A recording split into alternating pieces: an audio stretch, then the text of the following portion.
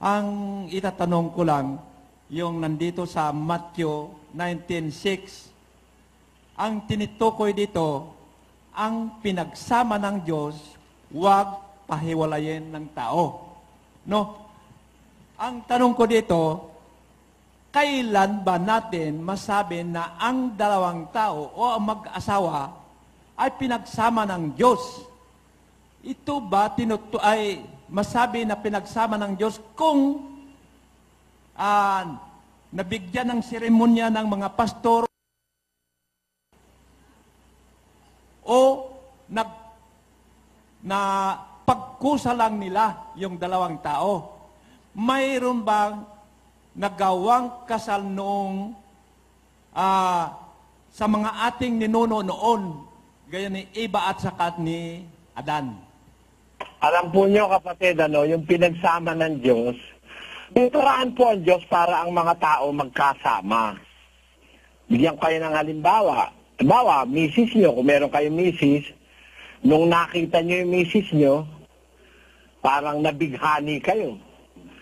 Tapos nakita naman kayo ng misis nyo, nabighani naman siya sa inyo. So nagkaroon kayo ng mutual understanding. You love and like each other.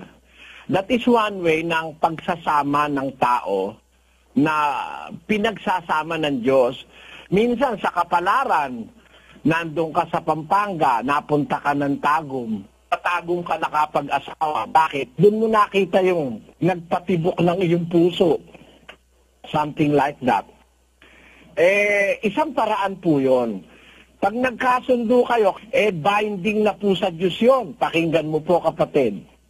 Sa isang talata ng Galatia 3:15. Mga kapatid, nagsasalita ako ayon sa kaugalian ng mga tao. Bagamat ang pakikipagtipan ay gawa lamang ng tao, gayon may pagkapinagtibay, sino man ay hindi makapagpapawalang kabuluhan o makapagdaragdag man. Ayan, kahit na tao lang ang nagkasundo, it is binding in the eyes of God. Sabi niya, basahin natin sa Bisaya. Mga igsuon, nagasulti ako, ingon nga tao. Bisan ang usa ka tugon iya lamang sa tao, apan sa mapamatud-an na, walay bisan kinsa nga makapawalay pulos kaniya, kun makadugang ni ana. Ayon. I speak after the manner of men, though it be but a man's covenant, yet if it be confirmed, no man disannulleth or addeth thereto. Ibig po sabihin kapatid, nagkasundo pa lang yung magkasintahan, sila na talaga magsasama, hanggang sa dulo na walang hanggan. Something like that.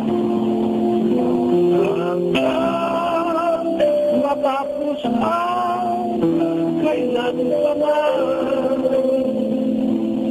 ikaw ang siyang mamahalin. Ayan. Ibig sabihin kapatid, kayo na nga magkasundo binding na sa Diyos yun. Ngayon, kung kayo po ay tinuturuan ng pastor niyo ng tunay na kahulugan ng Biblia, alam niyo, ang Biblia, hindi naman siya nagtuturo ng puro material lang. Meron pong spiritual truth behind the verses of the Bible. Alam niyo, tunay na kahulugan nun, yung pinagsama ng Diyos, hindi pwedeng paghiwalayin ng tao.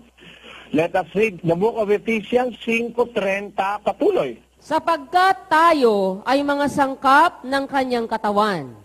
Dahil dito'y iiwan ng lalaki ang kanyang ama at ina at makikisama sa kanyang asawa. At ang dalawa ay magiging isang laman. Ang hiwagang ito ay dakila. Datapwat sinasalita ko ang tungkol kay Kristo at tungkol sa iglesia. Pakibasa sa Bisaya. Kay mga bahin kita sa iyang lawas, tungod ni ini nga hinungdan, pagabiyaan sa usa ka tawo ang iyang amahan ug ang iyang inahan, ug makighiusa sa iyang asawa, ug silang duha mahimong usa ka unod. Kini nga tinago dako, apan nagasulti ako mahatungod kang Kristo og sa iglesia. Ayan. Kini nga tinago dako ang ginasulti ni Apostol Pablo, mahatungod kang Kristo ug sa iglesia. The church and Christ are two entities that were bound together by God, which no man can ever separate. That is what the Bible wants to tell us. Ang iglesia po at si Kristo yung tinutukoy ng talata na pinagsama ng Diyos na hindi pwedeng paghiwalayin ng tao. Kaya nga po kung ang mag-asawa na paghihiwalay, hindi yun ang perfect meaning nung sinabi ng Diyos. God's pronouncement has its ultimate meaning. Ang mga sinasabi po ng Diyos, meron talagang sakdal na kahulugan. At ang sakdal na kahulugan nung sinabi ng Biblia na pinagsama ng Diyos na hindi nararapat paghiwalay ng tao, yan po ay ang pagsasama ng iglesia at ni Kristo. Sana po naintindihan nyo, kapatid.